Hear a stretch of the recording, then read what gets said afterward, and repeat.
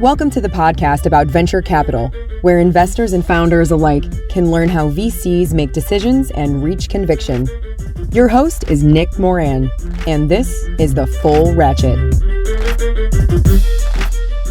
Welcome back for another edition of Investor Stories.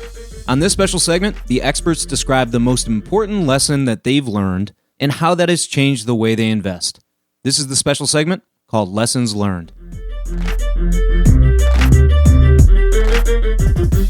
On today's special segment, we have David Goldberg of Alpaca. David, can you tell us a story highlighting a critical lesson that has changed the way you invest? Style of founders and style of investor, call it like founder-investor fit, is really, really important, right? It's not just about smart founder, smart investor, right? Like I have a very particular style, and if it doesn't jive with the founders, it's really hard to work together, for me to be able to add value, for me to help him or her level up, for me to implement the practices that I have found successful, like our, OKR and accountability frameworks. And so, the lesson is to really peel away the onion on that type of stuff up front, to set very clear expectations and to almost just like put all your cards on the table pre-investment. And if it costs you the occasional deal, like that's okay. Like you will feel better, you'll be more productive, and you'll be more successful, both founder and investor afterwards, right? You are stuck in a multi-year, sometimes decade-long relationship, with your investors. And so both sides should choose wisely. Yeah, style mismatches are tricky.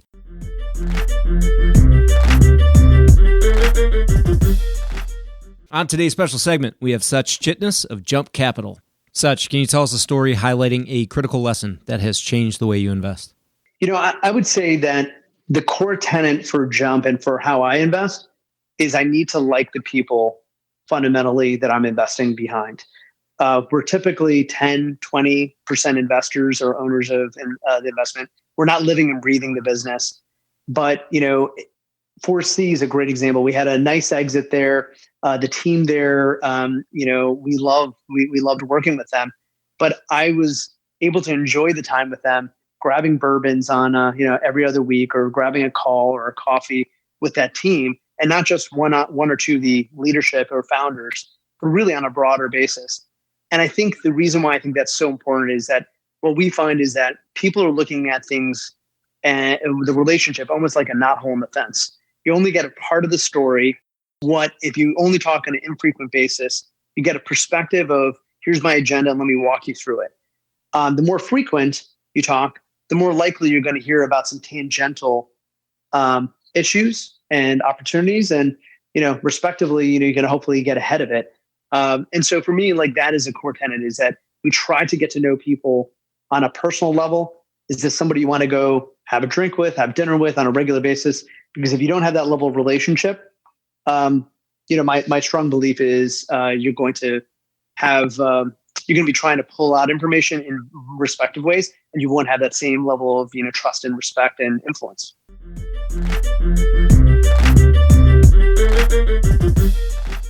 On today's special segment, we have Kane Hsieh of Root Ventures. Kane, can you tell us a story highlighting a critical lesson that has changed the way you invest? Yeah, let me preface this with the context that I believe now for seed funds and smaller funds in general, having an identifiable niche or thematic focus is more critical than ever now that there's more capital than ever. And if I think back to the early 2010s, we talked earlier about kind of some boondoggles in 3D printing then. I was interested in the industry then. The bottom fell out of it for a while, but it was intrinsically interesting to me. And so I hung around in either the meetups or the conferences, or with the individuals that were like sticking around and still working on the hard problems, even if public and investor interest waned. And I think now that has helped a lot, because as the opportunity comes back up from that valley of despair, I can confidently put myself in front of any smart founder and say, look, I get this industry. I've been looking at it for the past decade through thick and thin. And like, I know all the scars, I know where the bodies are buried. And this is important to me. And that, I believe, helps when speaking to founders. And so the lesson here specifically is like, if there's an area that you believe in or are passionate about, like, stick through. Like, venture and startups as an industry is extremely fickle. Like, tides change real fast. But the long game of committing yourself to a specific area, I believe, will pay off.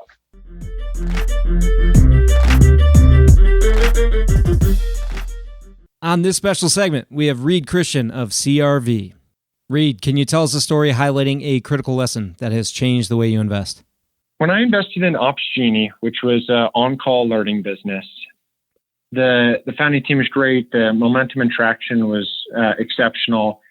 And it was in many ways kind of a no-brainer investment, I felt like at the time, which was obviously no such thing. We started, during my diligence, we actually started conversations with Atlassian, who was kind of a natural partner, natural acquirer to the company. And it started in the BD group, then it went over to the product group, and then somehow ended up in the corp dev world. And fast forward 2.5 years later, Atlassian acquired the business for $300 million. And it was from those initial conversations that we had and kind of cold outreach that relationship kind of fostered and grew. And so, the takeaway there is this is such a long game in venture and for entrepreneurs and startups, whether it's partners, whether it's investors, whether it's competitors. You just really don't know what's going to be the outcome and where things are going to go. And so, building relationships and just kind of being good actors in the industry is just the right way to do business. And I think mostly in the startup world, people are pretty good at that. But I think it was just a good reminder of, you don't know which relationships or which doors you're knocking on, how important they'll be kind of down the road. Is there ever a concern on sharing information and, the big incumbent or the big player trying to, copy what you're doing at the early stages of a startup? How do you balance sort of interacting with those large incumbents that can be potential acquirers while not, giving away too much and having them spin up their own team? It's an interesting question because, there's always that fear of the incumbent just going and squashing you.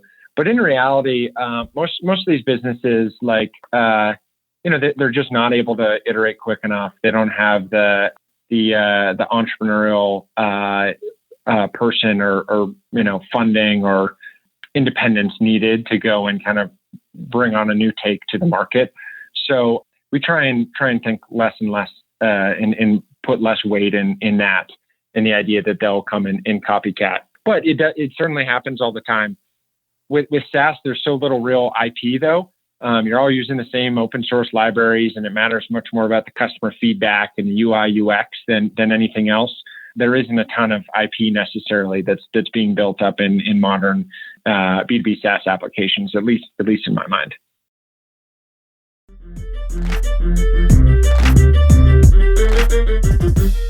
That will conclude this installment of Investor Stories. If you're enjoying the program and would like to see it continue, take a moment and leave a 5-star review in iTunes. Also, if you'd like updates on new content from TFR, as well as the top 10 VC articles every week, go to fullratchet.net and sign up for the newsletter. Okay, that will wrap things up for today. Until next time, over-prepare, choose carefully, and invest confidently. Thanks for joining me.